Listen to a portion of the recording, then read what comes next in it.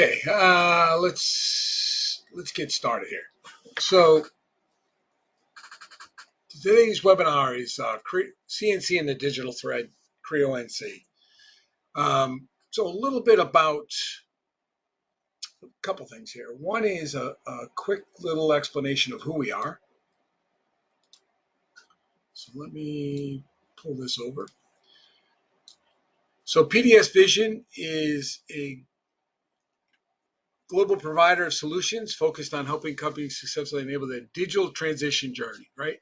Specialized delivering software services around 3D design, CAD, lifecycle management, product lifecycle management, simulation model, Internet of Things, augmented reality, and aftermarket solutions. So just quick, 4.1 thousand customers. We in the U.S. 2.5 thousand, 13 countries all over the world. So we're a worldwide provider. Myself, my name is Kevin Leach. I am the Technical Director of Customer Success for PDSVISION North America. I have 15 years of real-world manufacturing experience, from programming sheet metal, designing sheet metal, doing all of that work by hand, and then seeing how that has come along the way and become digital in that process as well. But working with punch presses, 3, 4, and 5 axis, vertical, horizontal milling machines, programming. I worked in quality control. So that was probably the first 15 years of my out of school. So back in the early 80s into the 90s. And then in the 90s, I was shown this tool, Pro Engineer back in like 96 or 97, and kind of fell into it and have been working on it ever since. So about 10 more years of that in design for a small little group out of New Jersey, working with as a job shop. So worked with a whole bunch of big giant companies around the country. They became a reseller, and then I started going into the mentoring and teaching using all of the different PTC suite of tools, including Windshield. So quite a bit of experience, quite a lot of background. And it's funny because over the last year, actually, that's not even true. Over the last 15 years, even when I was doing actual design work, we kept talking about this paperless, paperless modeling, getting away from doing 2D drawings. And that has been an ongoing process over that 15 or so years. But lately, in the last year, and then specifically in the last 6 months, I've gone to a bunch of companies, and this discussion has started about the whole digital thread. And the reason why I kind of picked this little webinar to do was because a lot of times we find that the digital thread gets broken in a couple spots, and I'll show you what I mean as we talk a little bit more about this. But the idea of getting away from breaking that thread, breaking taking stuff out into exporting it into something else, or taking a drawing per se, printing it in 2D and then marking it up in 2D and then doing your reviews of that. All that stuff is kind of breaking that whole digital thread. So it's getting more and more important as we move forward. There's talk of the digital thread and the digital twin, and they got some differences, but really it comes down to finding a way to kind of pull this all together, right? We're using Creo, so I'm talking about Creo Nc today, and Creo has had model-based definition for quite a few years, and they've constantly been upgrading that process all the way. I've been working with some of the beta Creo 11. You can now add tables right into your 3D models, which is pretty nice, and that'll be coming out in the next month or so. But there's always been this constant improvement in the 3D models. But again, that's only the first step, right? You have a tool like Creo and a 3D design tool. You might have Windshield already. You have kind of the backbone of this whole digital thread, but that's about as far as you go. We go to companies all the time, and they'll say, "Oh, we're just putting it in. We're just checking it in and checking it out. It's just our little it's our way of storing that information. They're not necessarily using life cycles to any stretch of that. They're not doing design review in Windchill. So those are the first couple of steps to this process. Then, of course, then it gets down to after you've done the digital design review, you've done your digital manufacturing, and then the next step is, well, how do I do my inspection? So that'll be probably in a later webinar. We'll try to put together a beginning to end demo. In an hour it's tough to do any of this stuff really well. So I'm going to try to stick to just a quick little show of Windchill and some of that basic life cycle stuff, and then we're going to get into some Creo and do some Creo Nc to kind of finish this up. When we think back to Creo and Nc and programming and all that stuff, it started out in very basic. Machines were giant. They read punch cards or punch tapes, and if nobody's ever had to deal with any of this stuff, personally, I've actually we had a machine called a Prippet, and it would actually type the tape. So instead of a sheet of paper coming out here, the tape actually would feed across the top of the machine, and as you typed it, it would actually punch the holes. It's funny, I couldn't find a quick image to show that, but that's how that used to work. This one looks like it's doing both. It's printing the tape on the side and writing, typing the XY locations here. And that's how I started. That brought us into very early CNC machines. Then there was DNC wires, communication on, communication ports, and there was problems with that. If you ran the cable too close to fluorescent lights, it would screw up the transmission, and all of that is all kind of the past. And we've kind of gotten to these newer machines where they're connected directly to the network. You can transfer files. There's not a problem with the size of the files so much anymore. We used to have to do drip feeding where you'd have maybe a giant surface contour that you were milling, and the program was too big for the memory. So we did things called drip feeding where you would start and kind of go, but if you ever had a problem in the middle of that process, you really had to start that all over again. It was a really cumbersome product. Where now everything, like I said, is all network driven. Most of these machines can not only take information in, but a lot of them can actually push that information back out. Life cycles or not life cycles, but timing cycles and errors and all those kind of things can be reported back to a management system.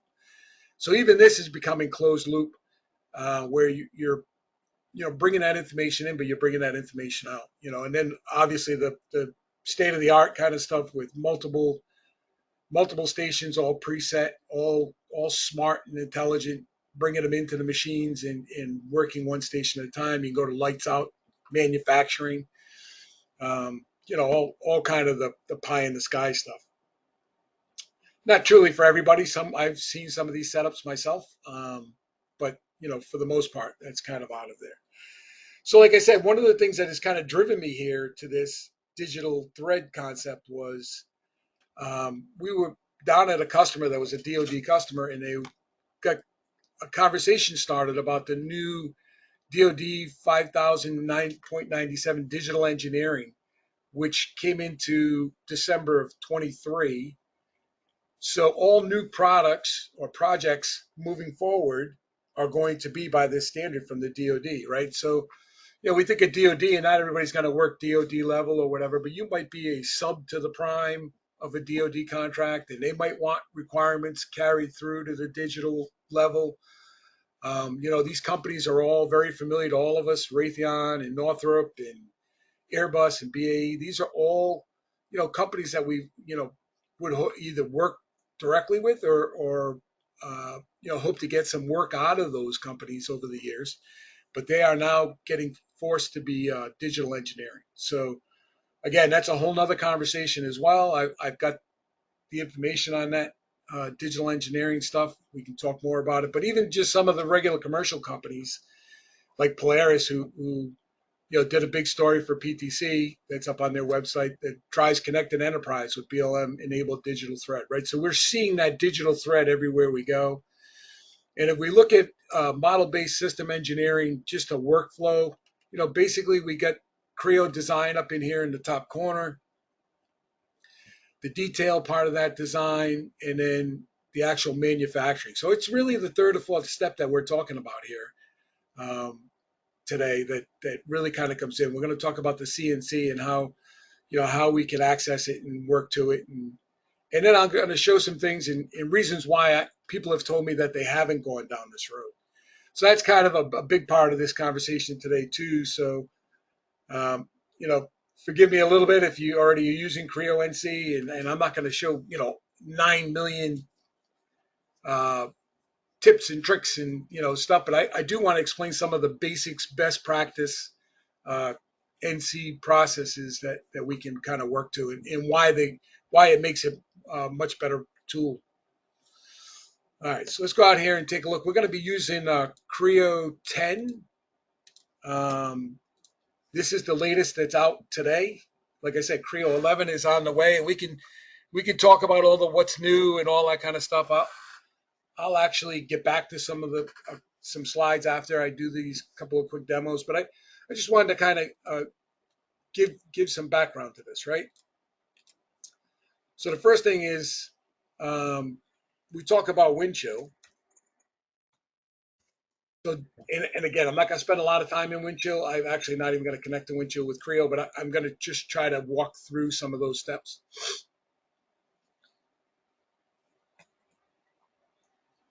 Give this a second here.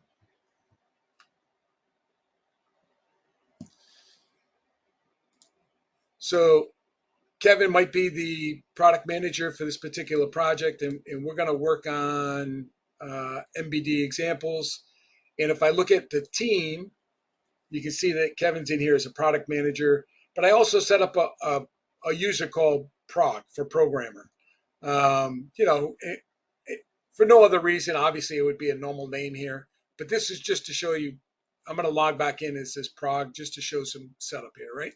So as the designer, and this is where that typical life cycle kind of comes into play, right? So as a designer, I'm working away. I've got different models coming in. I'm getting some Creo view, thumbnails here that we can open up here in a second. But we can also see that we're all in the design mode, right? So this is a basic life state. If we look at this part, is it this one I want to look? No, it's this one down here. All right. So let's go down to this cover and take a look at some of the detail information. So we can see, a little bit of a view, but we also see that it is based on a life cycle. So design, prototype, released, obsolete. So maybe our production engineer isn't going to get access to this file while we're doing our design, right? So this is the very basics of lifecycle management. I don't want my manufacturing guys or my programmer out there working on something I'm not quite ready for. So I've got a state called prototype where it's an in-between state, but it's going to give him access to that file, and then he can start working on it and start doing the manufacturing, and then maybe maybe this life cycle has even got a final check state before it gets released completely, right? So just kind of getting some general idea. And we can see that in that folder, let's do this first. So I can open this up in Creo View. One of the nice things about doing, and I kind of say the beginning steps of that digital thread is to be able to do some of that digital review, right? So I'm using Creo View. It's got GD&T built in to this particular model, so model-based engineering. It gives us the important information. We can go and look at our annotations here, right? So we can kind of click to see how these are, semantically connected back to things. We can also go in, depending on licensing. I have one called Design Check. So this is the next step towards doing some of that inspection at this level. And I can go in and say I want to, hey, I like that dimension, I like that, I like that. I can give them an approval. I like this, I like that, I like that, right? I can approve, I could reject. And I could then save that annotation out. So we could go over here and say, yep, I'm done with my design review. I did them all. I checked all my dimensions. And I can save that annotation set. So design review 1. And I could even email that to somebody if I wanted to, right? So we say, okay, close design check, go back over to wind chill, go into related objects, and into content, my bad. And we can see that we've got some design reveals built in. This is the one I just did at 11:49. So we can see when that is. So that's step one, right? Hey, I did my design review. I've got it accepted. I've locked it in. It's now part of the iteration. It's going to stay here forever. The next step, and before I do this, I'm going to log in on in here as a different user. So we're going to go back in here, but this time I'm going to go in as that programming manager or engineer, and we're going to see that he's got access to one product. I want to keep this as simple as possible. He's got one product here, and if we go down and we look in the CAD files, we can see he has access to nothing right now. Because remember what I said, that original process was in design, and I don't want him working on these things until then. So very simply, and I can have this set up in a workflow. I can have it done a couple different ways, but I want to take that cover, and I'm going to then go in and say, hey, let's change the state. So this could be done, like I said, in a promotion. It could be done with a workflow process, all that kind of stuff. But again, simple, just trying to show that it gives me that ability. If I go back into my CAD, we'll see that I have only one in prototype. And if I go over to my other browser here and we do a refresh, because now we're still in as programmer, we do a refresh, we'll see that we get that file now access. And that's the very beginning of that life cycle, right? And as a programmer, I would then go in and I would say, hey, I'm going to subscribe to this. So hopefully all you guys know that you can subscribe inside of Windshield, but I'm going to subscribe to any life cycle changes. Anybody check in or check this out or does anything. This way I'll get notified not only in an email, but through the system itself, and I can keep track of this. And the same thing goes on the other side. If I was the designer, like I logged in as Kevin, if I was the designer, I would also be subscribed as well. So I'm getting that information. These are built-in tools. This is the way the system was designed to kind of just generally get started, right? You can get much more complicated with workflows and processes and all kinds of things. But that's the general idea of the digital thread, right? We've taken the design, we've done our design review now, and maybe we did it without a drawing at all. And we've trapped it. We've got that information locked in. We're not worried about, 6 months from now when we can't find the drawing that somebody marked up. All of that could be done. And I'm doing this without a drawing, but even if you had a drawing, you could, do it as well. All right, so that's all I kind of wanted to talk about with it. All right, not a big deal. Webinar. So let's go into some manufacturing stuff. And I'm going to do one very basic. And again, this is mainly because when I go to customers and they go, oh, we're taking that model out and we're doing it in Mastercam, or we're doing it in FeatureCam, or we're doing it in some other CAM software, right? That breaks that digital train. So then I'll ask them, I'll go, why? Why are you doing that? And they'll go, well, because it's so much easier in these other softwares, or it's what we're used to. And, we don't really understand all the, the complexities, or we don't even know. So I try to explain that, first of all, Creo Nc is no harder than any other tool. And it looks harder at times because say we have a simple block here. And again, I could have these all annotated, just like we did with the cover part and brought in, and we could work around the annotated part and have that information. And it was funny because I was just at a customer and he actually asked me, he goes, well, do you expect guys out on the shop floor to have computers? And first of all, we're talking about the programmers. They're usually off in a separate office. But yeah, at some point, I think there's going to be a benefit to have 3D Creo view models down at the shop floor. I don't think that's unheard of today. I think that's going to become a very common standard practice. So for me as a designer, as a machinist, as all that done in the background, I love to have the 3D model because I can check things like, and now this model doesn't really pertain to this, but say there was another cut here, I could look at the thickness of the wall. I could excuse me, I could see what kind of tool I could get between them, right? I could do all that with Creo View and be able to deal with it. So to do Creo manufacturing, we're going to say File, New Manufacturing, NC Assembly, and I'm going to come back and use a default template, but I want to show you why most people think it's tough, right? Ultimately, they'll come in,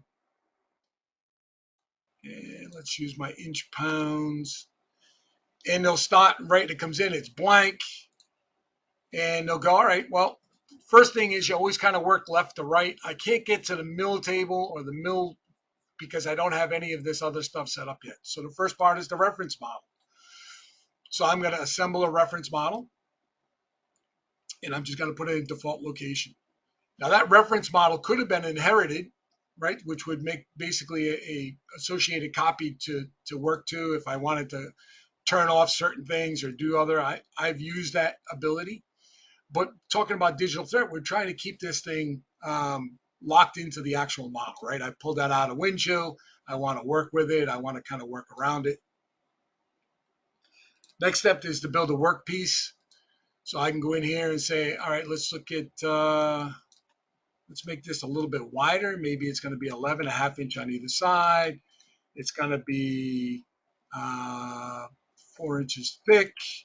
And maybe I want to make that one a little bit thicker, so we'll make that 1 inch thick so I can hold it in a vise because we're going to machine the top and then flip it over. And then in the other direction here, we'll just get a little bit wider here, 9, right? So simple enough. I got my workpiece.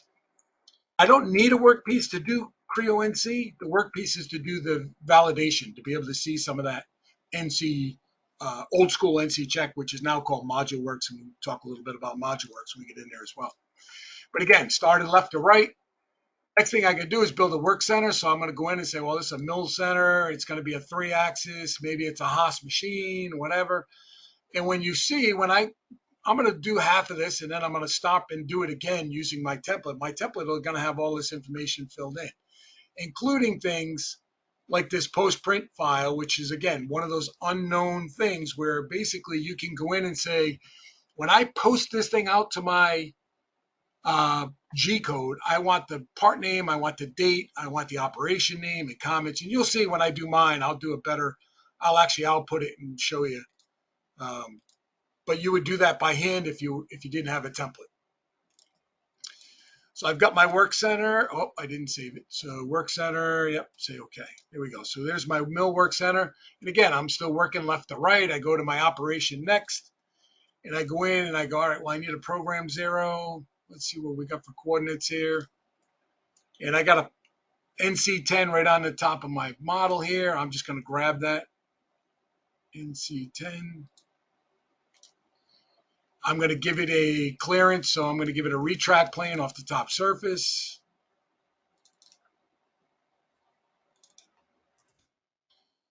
And if I had a fixture, I could bring a fixture in, so we could go. I have a library of stuff for fixtures, so Pro Library. I could go into my manufacturing library, fixture library, main, and then I have some like a vise, and I could bring a vise in. And I'm not going to waste my time kind of working through this, but it's just basically assembling at that point.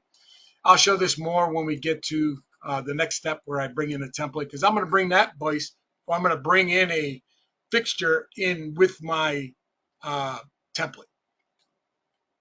But normally I can just go through this. It only takes a second, right? So then you're just going to go and assemble this.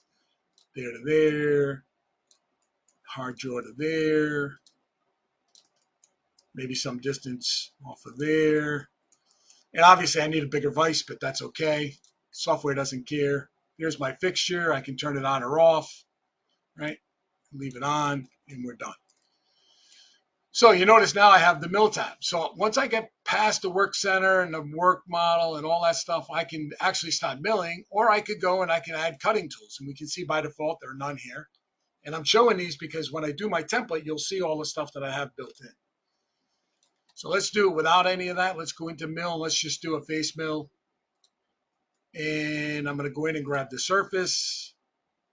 And we're going to give it a tool. So I'm going to say, well, I could say, you know, whatever tool size, or I'm going to open it up, bring it in by copy. And we're going to go into our library here. We have some solid tools. And face mill. I have two face mills. I have a 4-inch and 8-inch face mill. And there it goes. Now, what that's telling me is that the parameters need to be adjusted, right? So my cut feed, maybe it's going to be 50. Step depth is going to be, instead of maybe it's going to be, what do we leave, a 1/2 inch? So maybe 250 tolerance, that's fine. Step over, I don't quite like half the tool, so I'm going to actually go 1.75. So that's what that was too. If you didn't realize that when I went in there, I lost it. Yeah, so anytime you see one of these with the equal sign, if you expand that, you can see that there is a relation built to drive that. So in that case, that step over was built with a 1/2 the diameter of the tool. I want to be a little bit more than 1/2. Type 3 or one direction or spiral. If you're face milling some kind of a circular object, who knows? Whoops. Didn't mean to jump out of there. I'm going to add coolant. I don't like the way right now that it's using the model, and you can tell it's using the model because it's kind of shortened the path up here. So that's a parameter called, so let's go. One of the new things, you can now sort by the parameter names, which is kind of nice. And I want to trim the workpiece instead of the way it was. So I made that yes. Maybe I want a enter an exit, right? So I might go in here and give it an exit. Tangent lead step, nope. Enter exit distance. It's a 4-inch cutter, so maybe 4.5. And approach distance maybe 4.5, right? So, one last thing I like is the lace option, right? So right now it's going to be kind of sharp. I'll leave that and come back. You can see how it's kind of sharp across. I like the curve. I think it's easier on the machine. So I'll go in here and say lace option yes, or connect and okay. And we can see we've kind of softened it up. We can hit the play, and we get our simulation. And again, that's the machine tool simulation, but you can also pull that down and go right into see the actual material removal, right? So this is ModuleWorks, and this was one of the things when PTC made their deal with ModuleWorks, which was like 2016. They moved from Vericut to ModuleWorks. This was one of the beginning things, and we'll talk more about this when I get to my next step.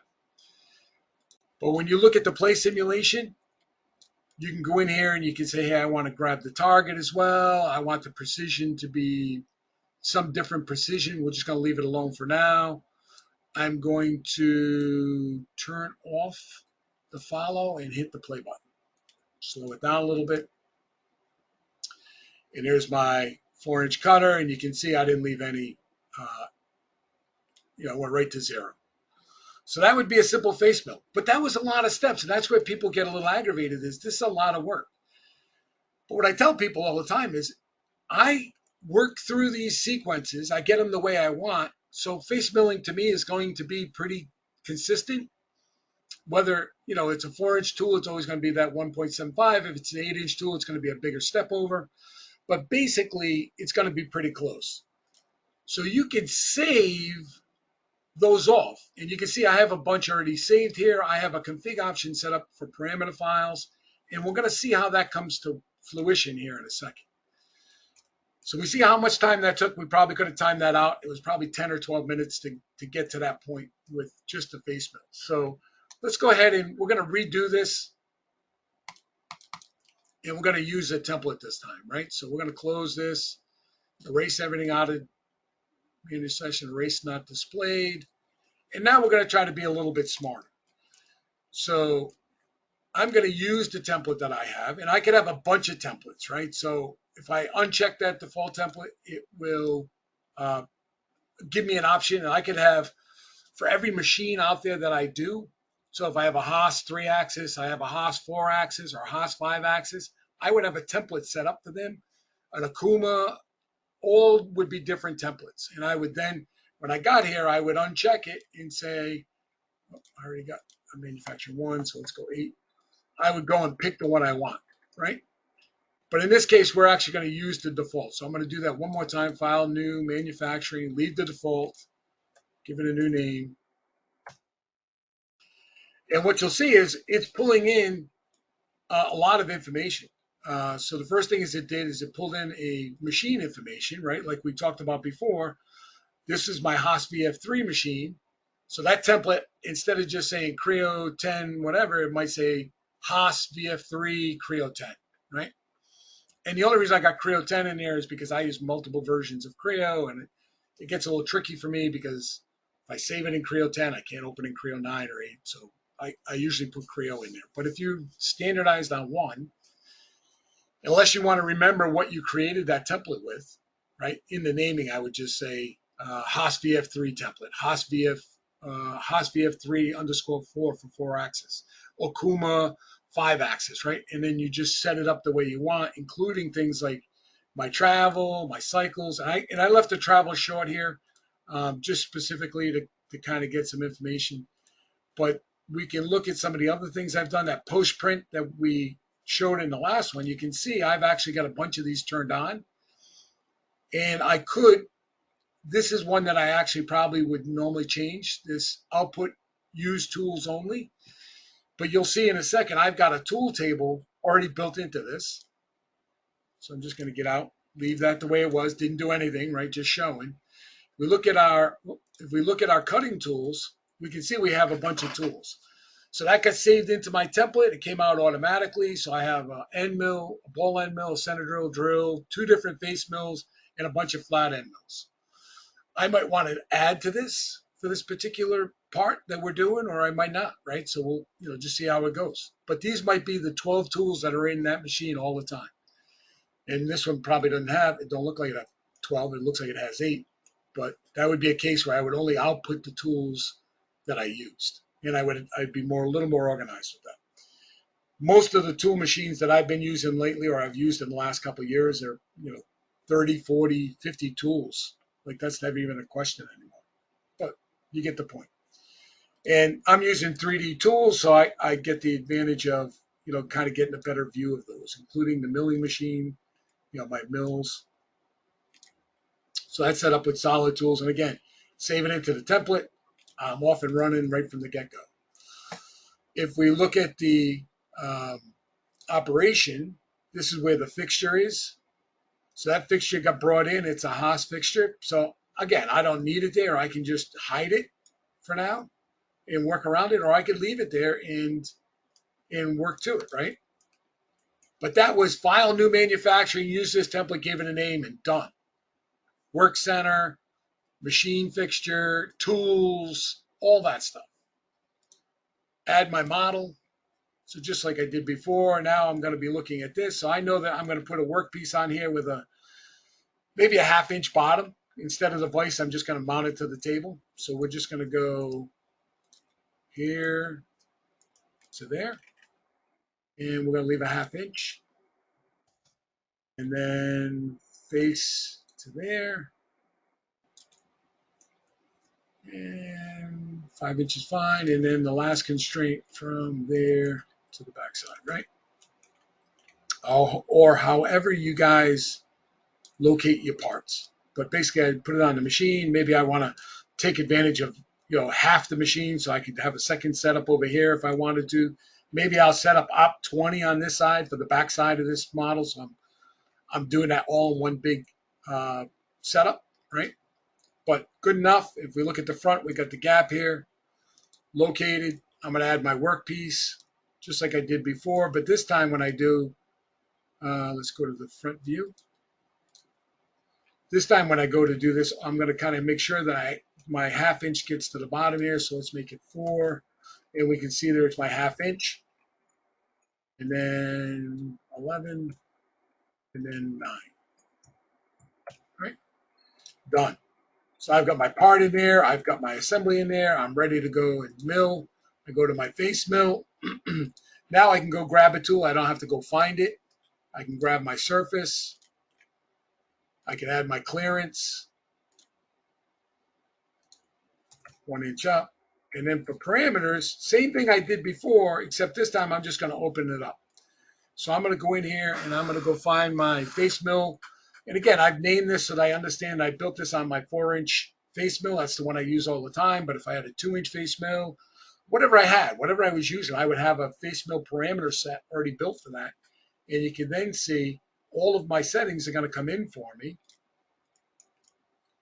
including my step-offs and my lace and my my workpiece, and I'm off and running. This is telling me that I'm outside my values for my work cell. And again, that's just in the setup. I can fix that as well. But there's my program. And if we go look at this, right, I get the fixture in there as well. This also can be configured. So I wanted to talk a little bit about this, but a lot of times I'll go in and I find myself, I'll go, oh, I want to set that to high. I want to set the tool so I don't see the trace as soon as this comes up. Give me a little chance to get a drink. So I got my there. I might turn off my trace here or my follow. I might want to go in here and turn on my target. Well, that's a lot of work, right? That's 4 or 5 steps, but I can get it the way I want exactly. And I go to my settings and I can save these settings out. I can put them into the default drive of where this is located. And again, I can, if somebody needs that information, I can tell you where to go find this. There's a MXL or XML file that's controlling that. We're going to load one that I've already got set. So I've got one directory just for now, but it could be the default. So I don't even have to do this part. And it's going to set all my savings the way I like it. So load, let that go, close that, compare. And you noticed even in the compare, I can control these. So I can preset all these things exactly the way I want. That one that I had out there actually didn't, but that's okay. Set that all up, save it off, put it in my default location. Every time I come in, it's going to be the same way. I don't have to do this every time. That was the only point, right? So I got my target. I can see the CL data as it goes, and off I go. There's my face mill. I'm going to do one more sequence, and I'm going to output this. I didn't realize how quick we're running out of time here. So there's my face mill, and I'm going to turn off the fixture just because I don't necessarily need it here. And it's that I might have to do something with that pink color in there. It's a little bright, but that's neither here nor there. Let's go in and let's add a let's go and add a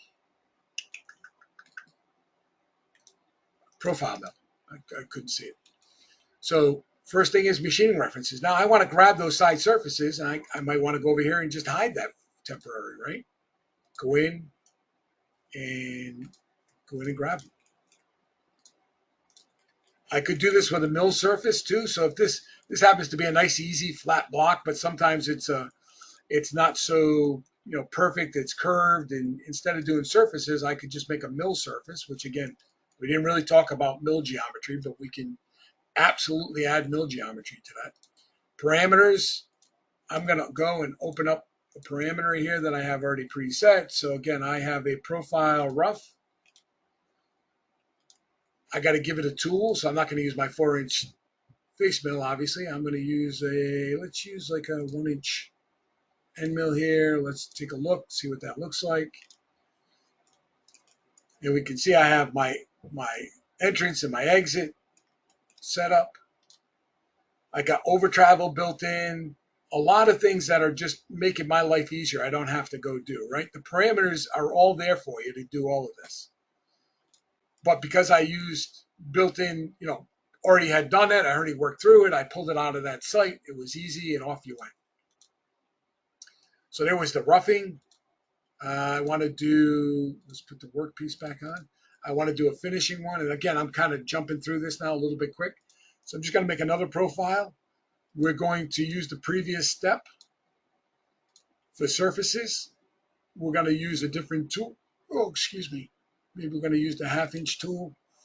We're going to go in parameters. I actually have parameters set up for profiling finish. which is going to be one step.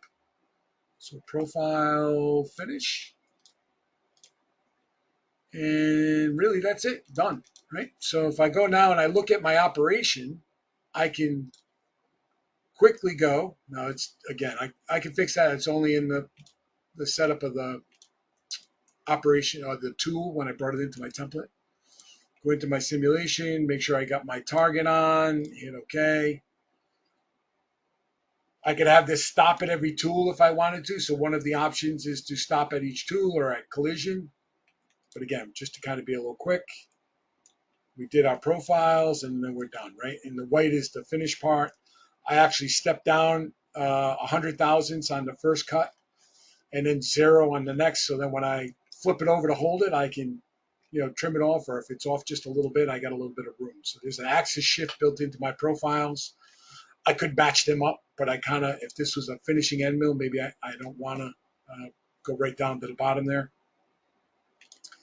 And we're done. So again, not a lot of time left, so I don't want to waste it on that. But I would have, if I was going to do the pockets, right? So normally everybody would go back and say, hey, I'm going to do pocket milling.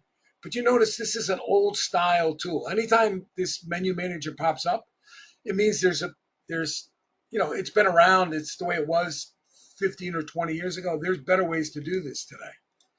So one of them is to use the roughing, re-roughing tool. So to do that, I'm just going to go back to manufacturing here. I'm going to hide my workpiece real quick. And I'm going to make a mill window. Now the mill window, I could do a mill volume if I wanted to, but the mill window is pretty nice because I can say, hey, I'm going to build a sketch. And in this sketch, use that as the bottom, I'm going to use the project edge, right? That's fine because we're going to project the edge. This is the new in Creo 9 tool, the new curve tool. So there's some good benefits to this. If you haven't used it yet, it's pretty slick. But basically, there's that one. I want to add this one as well. I'm just going to do a repeat. Grab that one, grab that, and then done. And there's all I got to do to build my mill window for my rough. I'm going to give it a depth, though, while I'm here. And I'm going to tell it to select it, and I'm going to grab the bottom surface. That's it. Turn my workpiece back on, go back over to mill, go to pocket, rough, I'm sorry. And again, there's licensing to this. So this is Creo NC's rough, but there's also one of the benefits of ModuleWorks is they've built in a lot of new high-speed milling techniques. So again, that could be a separate hour just in the difference between old roughing and new roughing and licensing. I didn't really want to get down on that yet. But let's say roughing, we're going to grab our mill window. We're going to grab our tool. So I might not have the tool because I got radiuses down there. So I'm just going to go in and add a tool. So even though I have this tool list, I can very quickly go in and say, I want to either add a new one, just a base tool, and say, hey, this is going to be a 1/4 inch. And it's going to be a ball end mill. Apply and OK. Go into my parameters. Again, I have parameters for this already. So you notice I'm no longer doing pocket rough. I'm no longer messing with all my parameters each time because I'm taking advantage of all those pre-built ones. There's my passes. Go create a finish mill. Maybe I got the same tool. Maybe it's a different tool. Maybe it's a smaller tool. But in this case, we're going to just use the same one for speed. I've got a set of parameters built for that. Done. Now I've got my whole operation done. One more check.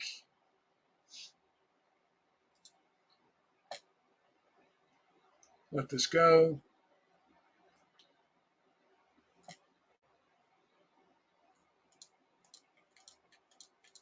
Again, I would fix that myself. I just, conscious of time, don't want to mess with it. Here's my face mill. The profile rough, right, where it's leaving material. 2 passes. Now it's the finish pass, 1 depth pass. Oh, I didn't turn on my target. There's the rough of the window. I'm going to speed that up. That's a little bit slower. And then there's the finish. Done. So there's my completed part. So the last part of this is when I get out to manufacturing, save a file, operation, grab it. And this can be automated too, like that. The whole point of this was today was kind of talking about, I don't think that's the one I wanted. Let me do that again. Save a file, operation. I did it so quick. I don't know if I saved it in the working directory. Yeah, op10 is what I was looking for. Close, close, close, close, done, post, op10, grab my post processor, right? In this case, PTC has a bunch of these. If you look at the bottom left, it's going to tell you what it is. So this is a Haas VF8. Obviously, post processing is one of those things that you can spend a lot of time, take an existing post that you got pretty close and go in and manipulate it. It's built in. There's a tool in here called NC Post Processor that allows you to manipulate them. You can do a save as and then modify them. There's also outside companies that do that, and we can point you to who we deal with. We deal with Austin NC down in Texas. But there was our file, and the only reason why I wanted to do that is I wanted to show when you look at that file. So if we go down inside here and go into basic, we can see this is a tap file. And if we look, we can see that post, that's not what I wanted to do. That post file is what told it to print all my tools and my comments, right? So it's giving me my comments. It's going to give me my machine time. You know, this all can be adjusted. It can all be cleaned up and modified. But there's my G post out of there, my G code out to the machine. And that's NC, right? Like the idea here is that I've gone in my options and I've configured this to work for me. So getting it set up, getting it organized, getting your templates built, getting your tool list built, figuring out a good scenario about how many templates do I need? Do I need 1? Do I need 3? Do I need 5? That's part of that, setup process. And if you're still doing it very manual, it can be tedious. And I understand that when companies say that to me all the time. And then I'll say, have you spent the time to set it all up and get it organized to work for you, right? Because that's really what we want. We want this tool to work for you. I didn't do the drilling, but the drilling's not a big deal either. You can just go in and grab a drill and add the datum points. We can do, if anybody that's on the call that wants to see more specifically on a certain sequence type or the difference between regular roughing to high-speed roughing and 3, 4, and 5 axis stuff, we can set those calls up on a later date and add that. I just wanted to show a couple things. So what's new stuff coming up, right? So a lot of you are not even on Creo 10. Some might not even be on Creo 9. So the great thing with this module works what I've really liked about it is PTC, and that's Jose Canado is the actual Creo product management. If you ever need to know that, the manufacturing stuff, there has been in the last 7 or 8 years, 10 times more work done to Creo NC than it was ever done in the past. So a lot of companies have looked at Creo NC 20 years ago, 15 years ago, and they were frustrated. This tool has come a long way. And like I said, I've been using it since 97 or 98. Parameters have gotten better. There was that point where I said, hey, they've kind of made it so you can sort, which you couldn't do before. They've tried to make consistency between those Creo dashboards so that they're working the same, they look the same, work left to right. Your play buttons are going to be the same. They've added tool motion to all the different sequences, so now you can tell it where to start or where to end. Color settings are controllable. They've recompute the tool path. They've added some of this. And again, all this stuff I can share with you guys afterwards if you're interested. Creo 10, they did a bunch of work.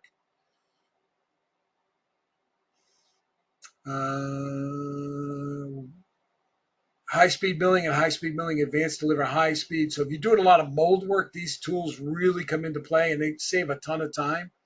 There is now the ability to, and I'm looking for something specific here. There's a new tool type that they've added for that mold milling.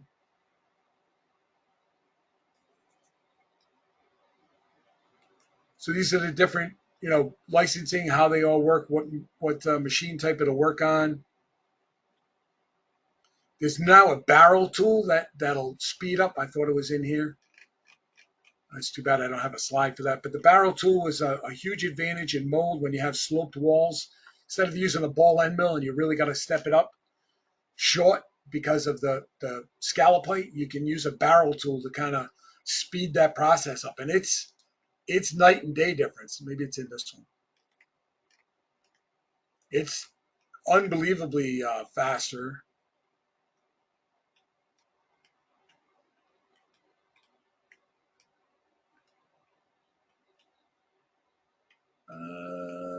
Yeah, right here.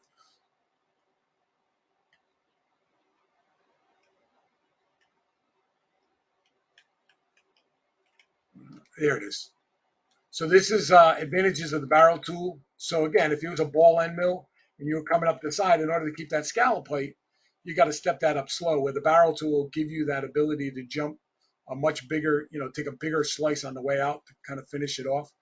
So this is all brand new in that high-speed manufacturer, high-speed mold. Like I said, reach out if you've got those kind of questions. We're glad to work specifically with you to kind of help automate some of these processes to kind of clean them up. That is the hour. Again, I could have gone in a lot of different directions with this, but I just really wanted to talk about how this one piece, this Creo NC piece for me is where most companies are breaking that digital thread. They're going, we got to use Mastercam. It's so much easier. Well, I don't think it's so much easier. I've used Mastercam. I've used this. Once you get the knowledge and understand and get those parameters built and the tools and all that stuff preset, it really is very quick, easy, and clean. So little upfront pays a lot of dividends. You keep that associativity. Right now, if I went in and changed my model in Creo, in Windchill, updated it, right? So we went in and said, hey, that's going to be, 3.5. I don't have to export that back out. I can put it up into Windchill, bring it back down. I get notified as programmer. We do a Control-G, update everything. And we can see our windows updated automatically. And if we went to our roughing and hit play, we'd see that we've updated that quick, right? I don't lose that associativity. I don't break that digital thread. I'm constantly connected. That's the benefit, night and day. So I didn't leave much time here for questions, but again, like I said, I actually, this is my email, kevin.leach@pdsvision.com. I'm the technical director of customer success. So if you are one of our customers directly, and even if you're not, if you want some information, I'll try to help you as much as I can. If you're one of our direct customers, we'd love to help more. So reach out. That's all I got. That's like right on time. Anybody? There was one question. I would like to see a webinar on the old roughing to the new. So I will actually, I'll put that in as one of the next videos, is the old rough to new high speed. It is, I think it's worth looking at, especially that barrel tool in there. Can cut down a ton of time. So that was one question. I didn't see any other questions. I thank you for your hour. Have a nice day. Like I said, reach out if you need anything. Feel free. Thank you.